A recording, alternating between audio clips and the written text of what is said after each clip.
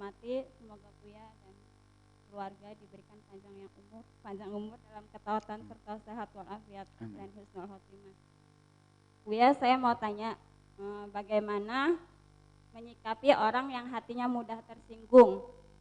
Apakah kita cukup beruzlah ataukah bagaimana? Terus apakah menolak pemberian orang lain itu bisa dibilang sombong? Apa itu? Sedangkan dalam kita menolak pemberian, baik itu berupa jasa ataupun materi, bisa dikatakan sombong. Karena sombong itu kan yang tahu kan kita sama Allah. Dalam kitab Riyadhus Shalihin sendiri kan Buya telah menjelaskan kita dalam pendidikan tidak merepotkan orang lain. Itu Buya. Mohon penjelasannya. Terima kasih. Wassalamualaikum warahmatullahi wabarakatuh. Baik, kemudian masalah orang tersinggung. Orang tersinggung, mungkin kita bicara dengan orangnya dulu. Kenapa Anda mudah tersinggung? Sensitif, gampang marah, tersinggung. Mudah tersinggung itu adalah bersarang di hatinya prasangka buruk. Kalau dirimu mudah tersinggung, sebetulnya dirimu adalah gudang prasangka buruk, gudang kebusukan.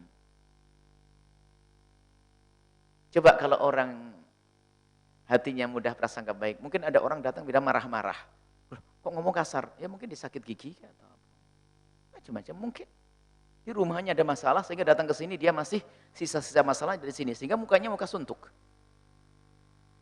Tapi kalau dasar hati busuk, prasangka buruk, sombong banget tuh. Orang sok banget. Semua ini bilang iblis, setan. Orang prasangka buruk, sensitif. Ada orang ngomong sedikit salah saja, nggak bisa dia.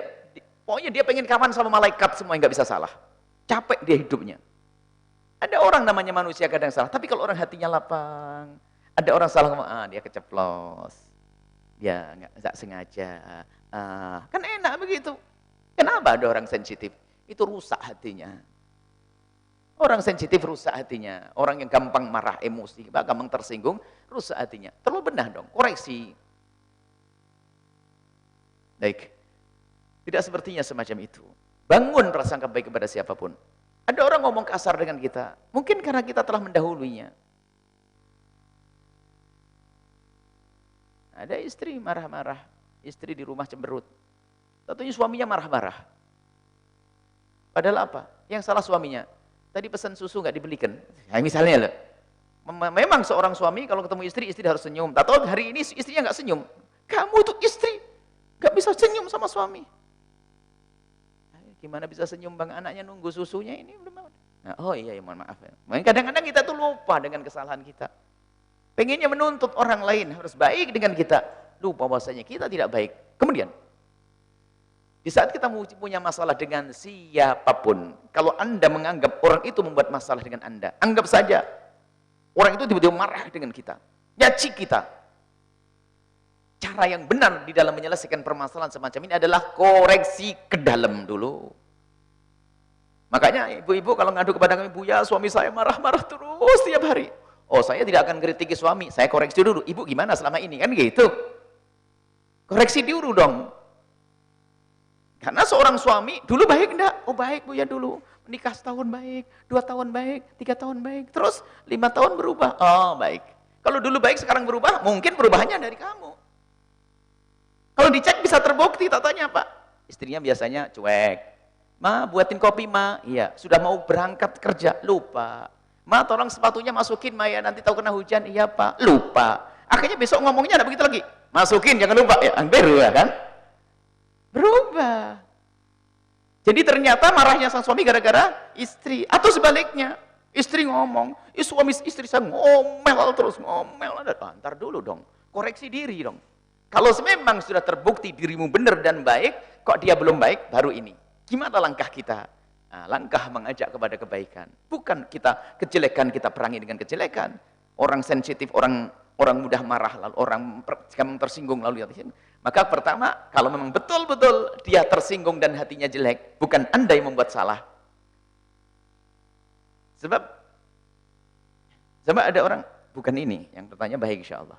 Ada orang ngomong, orang ini tersinggung. Ada orang, Buya, ada orang tersinggungan. Siapa? Si fulan. Gimana tidak tersinggung? Omonganmu celekat-celekit. Gak sadar ya, sehingga orang lain tersinggung. Bukan tersinggung, dia marah bener ngomong dia celekat-celekit. Ngomong itu tidak bisa ngomong yang baik, bisa saja. Sudah tahu hidungnya baik, kenapa hidungmu begitu? Kan kurang ajar. Ada orang saking polosnya, kenapa Pak kamu seperti itu? Kenapa matamu begini? Ya, kadang-kadang ada orang yang ngomongannya tidak bisa nggak koreksi. Tidak bisa mengontrol dalam berbicara.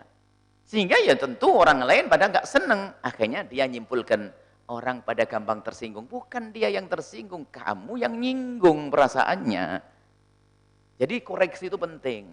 Baik, sekarang anggap saja Anda benar, baik, solehah, soleh, lembut hati, lembut perilaku, indah pergaulan. Lihat orang yang sensitif, orang sudah tersinggung lain. Langkah pertama apa?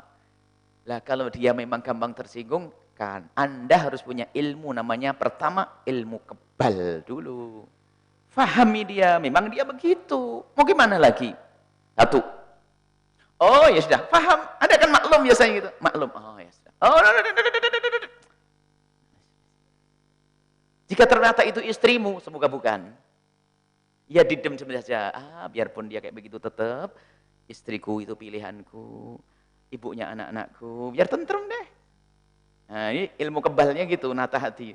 Terus gimana lagi ya Allah? Baru setelah itu, ya dengan ilmu dong, dia diingatkan perlahan. Biasanya dihadirkan majelis semacam ini. Sama seperti begini itu menyelesaikan ini. Jawaban ini ya, yang punya penyakit ini sembuh insya Allah. Pokoknya angkat tangan dulu. Yang gampang marah sama suami, marah sama istri itu. Ada apa marah-marah? Ada apa sensitif? Gak perlu seperti itu, jelek. Cobalah ibu yang katanya cantik, kalau lagi emosi marah, suruh ngaca, hilang cantikmu. Allah, kok masih dituruti? Setiap hari cemberut. Orang yang indah itu basam, mudah senyum, parasnya ceria, ketemu orang Masya Allah, respon nanggap.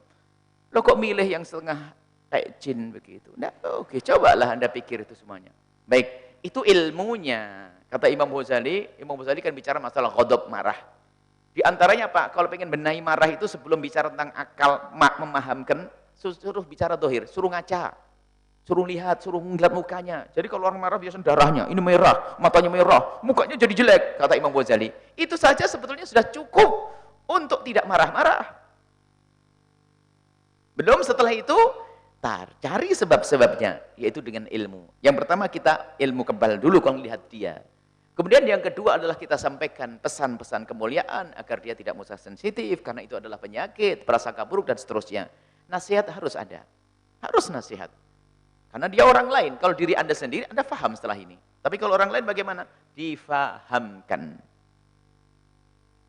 Kalau difahamkan tidak paham, nggak ada masalah tetap di rumah Anda. Karena apa? Anda sudah punya ilmu kebal. Tapi tugas memahamkan ini penting. Tidak bisa dibiarkan begitu saja. Kenapa? Mungkin Anda bisa sabar, tapi orang lain belum tentu bisa tabah. Maka di sana ada pendidikan ilmu yang luar biasa besar, namanya apa? Akhlak. Sehingga ada akhlak nanti yang sangat luar biasa adalah lapang hati, mudah memaafkan. Ini kan perlu dipelajari, mudah memaafkan. Sampai seandainya didolimi pun, dia tidak akan membalas dengan kedoliman. Ini akhlak. Sehingga di saat dicaci dan diolok pun dia akan mikir, kata Imam Ghazali, kalau kamu dicaci dan diolok, pikir dirimu sendiri, kamu benar jelek atau tidak? Jelek Imam, kalau jelek ya ngapain marah, memang saya jelek dan kotor. Selesai. Kalau kamu tidak jelek dan tidak kotor, alhamdulillah dia tidak tahu. Dia menduga saja, kan enak, nggak usah marah. Jadi ilmu, maka itu dibahas ilmu akhlak. Biasanya orang yang sensitif seperti itu, yang gampang tersinggung, dia kurang akhlak dan tidak belajar akhlak. Harus belajar ilmu akhlak. Akhlak membenahi akhlak yang baik. Akhlak agar akhlak menjadi mulia. Kelembutan hati. Jadi indah. Berinteraksi dengan siapapun jadi indah. Baik insya Allah. Nggak ada yang sensitif. Nggak ada yang mudah tersinggung. Boleh sensitif yang harus dibangun adalah urusan agama Allah. Harus ada cemburu. Emosi. Emosi itu adalah emosi yang benar. Syar'i. Marah. Sebab marah itu harus ada. Gini loh ya. Sensitif kan menjadi orang marah, gampang tersinggung. Marah itu tidak semuanya baik dan tidak semuanya jelek. Marah itu ada yang baik, yaitu marah yang dipandu dengan syariat dan dibantu dengan akal. Maka marah itu dibantu dengan syariat dan akal akan menjadi sebuah sifat yang sangat luar biasa hebat, yaitu syaja'ah, untuk memerangi kebatilan. Nah ini, kalau memerangi kebatilan nggak punya marah gimana? Tenang aja. Nabi Muhammad dicaci, sabar. Al-Quran dicaci, sabar. Oh gila itu, nggak punya iman. Beda. Jadi yang kan syariat yang mengajari kita. Tapi keurusan pribadi kita, wal kadhiminal ghaidha wal 'afina 'anil nasi. Tahan amarah. Dia saudaraku, umat Nabi Muhammad. Kalau mencaci aku, mengolok aku berharap dia diampuni oleh Allah. Selesai, dia umat Nabi Muhammad, tidak akan marah lagi setelah itu. Baik, yang menyelesaikan tadi adalah akhlak. Suruh belajar akhlak. Dekatkan kepada majelis yang di situ diajarkan akhlak yang mulia. Wallahu a'lam bishawab. Masalah menolak hadiah ya tadi. Tidak sebaiknya kita menolak hadiah. Nabi akan selalu menerima hadiah. Sekecil apapun, hadiah dari siapa? La utitu kiraan. Kalau Nabi diberi kaki kambing itu adalah kaki di Arab ya. Kaki kambing di Arab itu adalah sebuah bagian daripada binatang sembelihan yang paling tidak berarti. Kecuali di Indonesia Raya menjadi istimewa kikil. Ini kita kasus bukan di Jawa. Jadi kikil jadi mahalnya. Lalu itu kalau aku diberi kaki kambing kata Rasulullah, ini aku terima. Hendaknya kita bisa menerima. Tapi di sana pun juga kita tidak wajib menerima semua pemberian seseorang. Jika ternyata di situ ada namanya minnah. Minnah itu begini loh ya. Ada orang memberi apa, akan tapi menjadi dia tuh semacam terendahkan. Coba. Kalau di mana? Nih duit 100.000 ambil. Hah. Enak enggak kan? Ngasihnya kan enggak enak benar tuh. Nih. Atau ada sebagian orang yang punya wibawa. Teringat seorang penjual biasa. Dia tidak mau diberi. Dia lebih senang dengan hasil jerih payahnya diri. Suatu ketika ada orang beli, dipikir dia orang kaya, beli, ibu kembaliannya ambil saja. Oh enggak usah, saya enggak butuh. Enggak mau memang dia. Karena ada sesuatu itu yang kalau diterima itu merendahkan kita. Itu ada. Kalau begitu tidak wajib kita nerimanya. Kalau ternyata pemberian itu ada makna mahabbah, terima. Makna cinta, terima. Tapi kalau ternyata ada sesuatu yang menjadikan sebab terendahkan, nggak perlu diterima. Ya Allah, kasihan banget tuh. Ini ambil. Jadi ada. Jadi dilihat, kalau yang memberi kepada diri kita, memberi kepada kita adalah orang yang niat mahabbah, sekecil apapun. Mungkin hanya pulpen yang sangat murah, atau buku kecil, atau apa saja. Tapi ternyata dia adalah dengan segala kecintaan, dia ingin memberikan hadiah. Jadi kalau hadiah itu bukan siapa yang diberi hadiah dong.